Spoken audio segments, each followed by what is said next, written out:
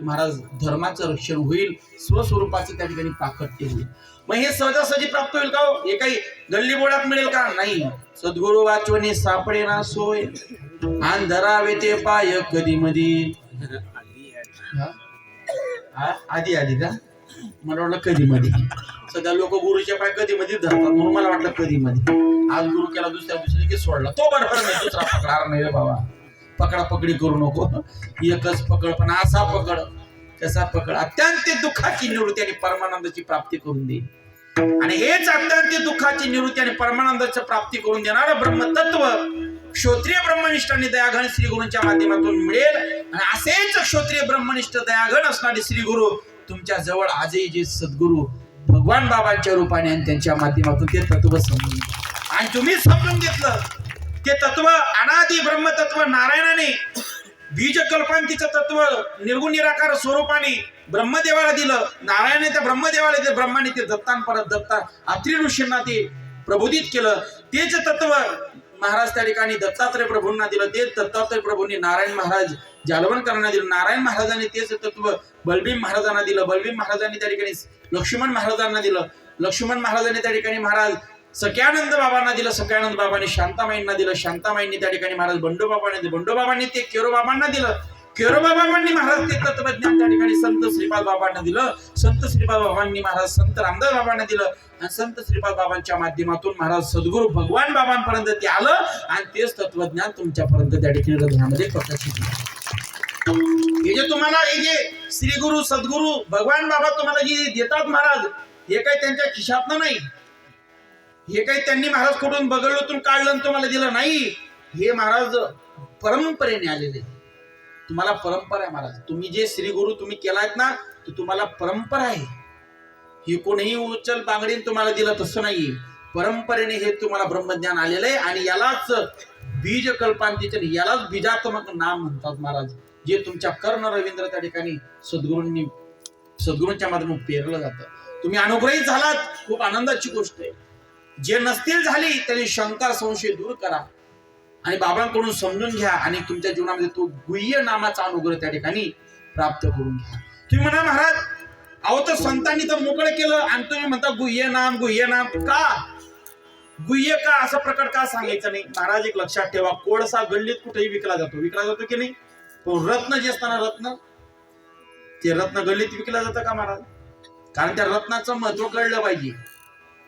वाघिणीचं दूध फक्त सुवर्णाच्या पात्रातच थांबतं. सोन्याचं पात्र सोडून सगळे पात्र मग ते लोखंडाचं असो का दगडाचं असो फाडून बाहेर निघून जातं. तसे वाघिणीचं दूध कुठेही देत बसलं, कुठेही वाटत बसलेत, कुणालाही उघडं सांगत बसलेत तर त्याचं महत्व कळणार नाही. मुक्ताबाईंनी सनद आखून ठेवली, आधी जन उद्धट त्यात गुह्य करू नये प्रगड, मोडतील भक्तीच्या वाटा आणि संत जनकुप्ती. म्हणून ते श्री गुरूंच्या माध्यमातून त्या ठिकाणी गुह्य नामाचा उपदेश त्या ठिकाणी एकांतात केला जातो. म्हणून तुम्ही हे बीज तत्व नाम श्री गुरूंच्या माध्यमातून समजून घ्या. आणि मग असाच निर्देशित करणारं हे ब्रह्मज्ञान जो विठुराय आहे त्याचं भजन आपण श्रद्धेने करायचंय. वरती हात करा, वरती हात करायचे श्रद्धेने. अतिशय टाळ घासून थंडी अंगातून गेली पाहिजे अशा पद्धतीने हरी भगवंताचं चिंतन.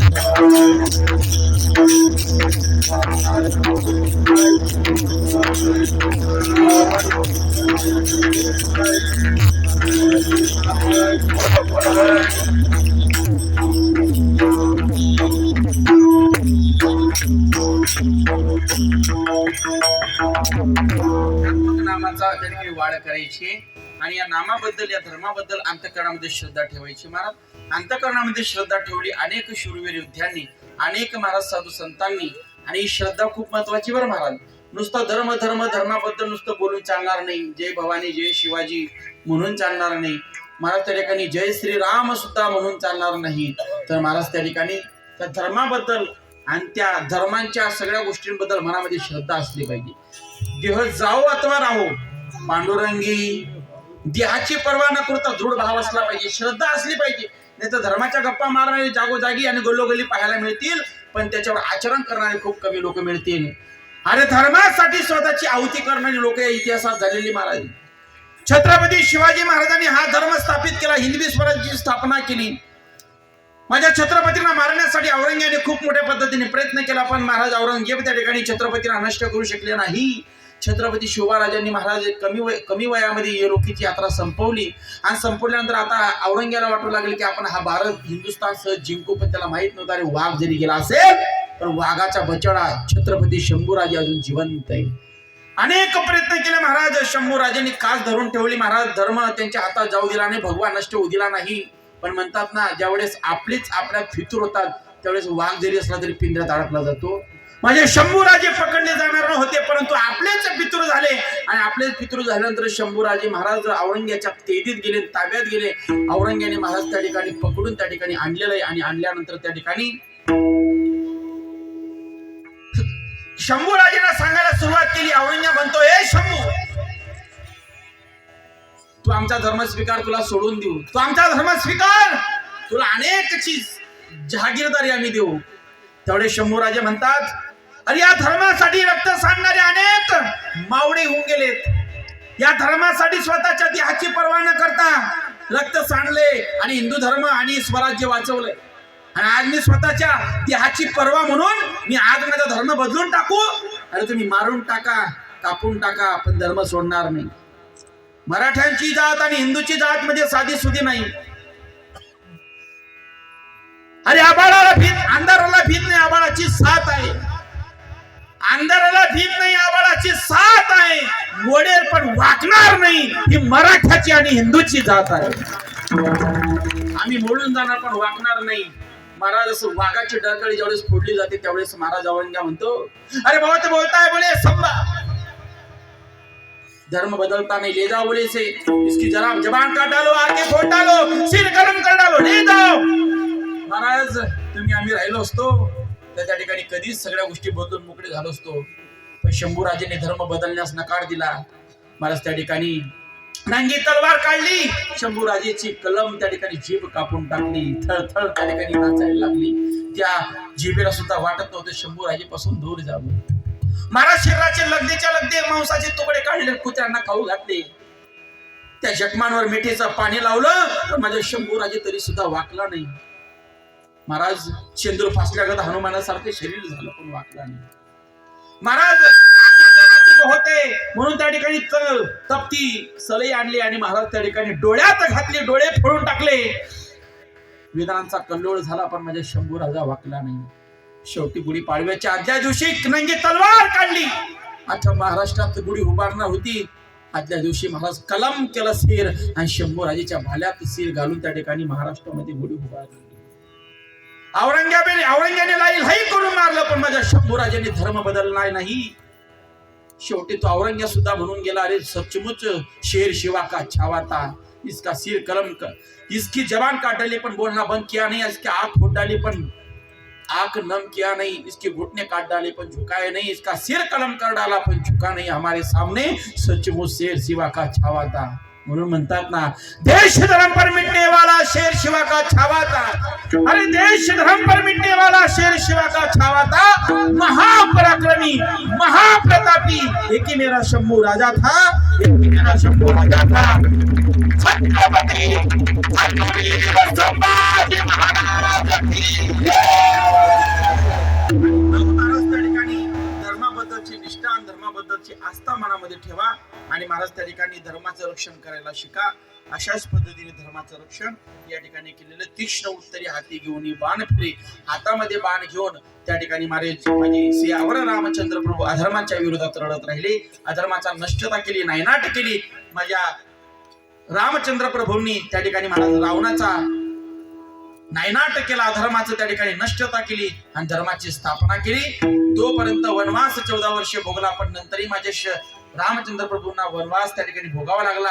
14 वर्षाचा तो वनवास होता, पण तुम्हाला सांगू 500 वर्षाचा वनवास माझ्या रामाला भोगावा लागला. आणि त्या ठिकाणी माझ्या रामचंद्र प्रभू पण असू द्या, धर्माचे हार होतील पण हार होणार नाही. आणि शेवट माझ्या रामचंद्र प्रभूंचं त्या ठिकाणी उद्या प्राकट्य स्थापना.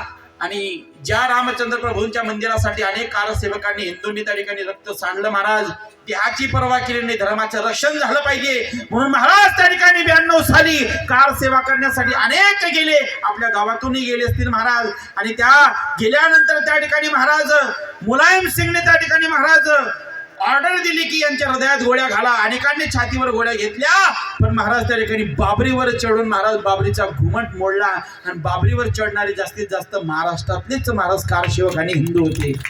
आणि विशेष करून महाराज त्या ठिकाणी कारसेवकांनी त्या ठिकाणी बाबरी पाडली. आणि पाडल्यानंतर रामलल्लाचं त्या ठिकाणी प्रथमतः त्या ठिकाणी स्थापत्य झालं. त्याच्यानंतर कोर्टामध्ये अनेक पद्धतीने गोष्टी झाल्या आणि शेवट रामलल्ला जिंकले. म्हणून शेवटचं गीत त्या ठिकाणी आपण म्हणायचं आणि सेवा संपवायची. बनाएंगे मंदिर, आता बनाएंगे संपलं, बनेगा मंदिर, वो भी बन गया है मंदिर, बैठ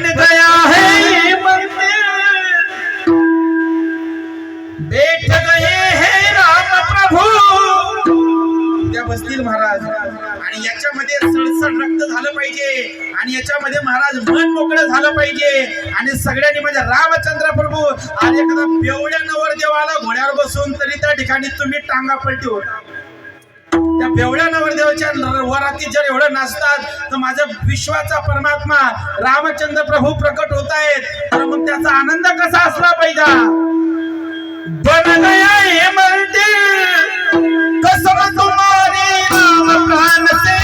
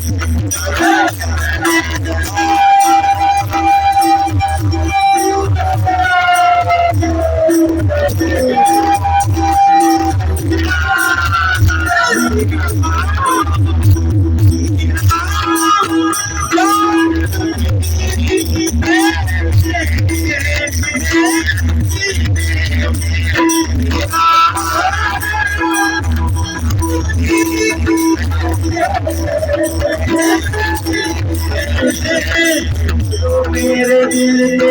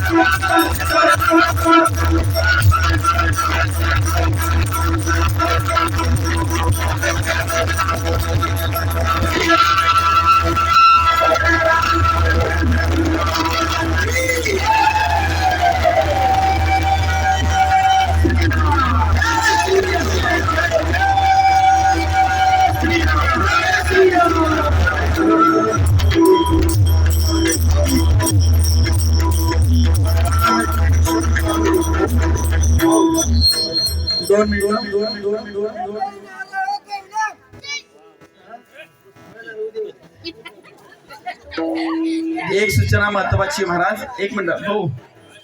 जय विठ्ठल, जास्त सूचना होत. जय विठ्ठल, जय जय विठ्ठल,